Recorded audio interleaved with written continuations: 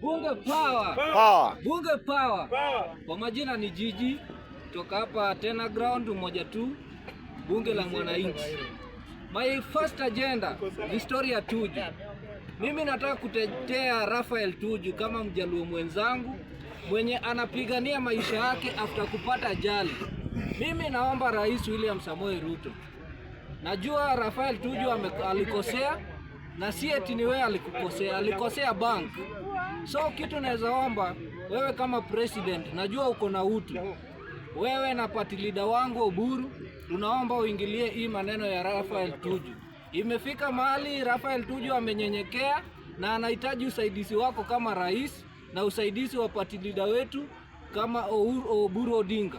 So mimi kama Mkenya nasema Raphael Tuju asamehewe, apelekwe hospitali, aendelee na hali yake vile alikuwa na hali yake. Kumbuka huyu mtu alikuwa amevunjika mbavu. Huyu mtu alikuwa amevunjika mbavu. Na sasa ile kitu anapitia ni machungu sana. So tunakuomba kama rais na kama wajaluo wapenda amani, tunakuomba samea Raphael Tuju. Yaani lipwe. Samea Raphael Tuju. Amani hapana kwa wajaluo. Nataka amani.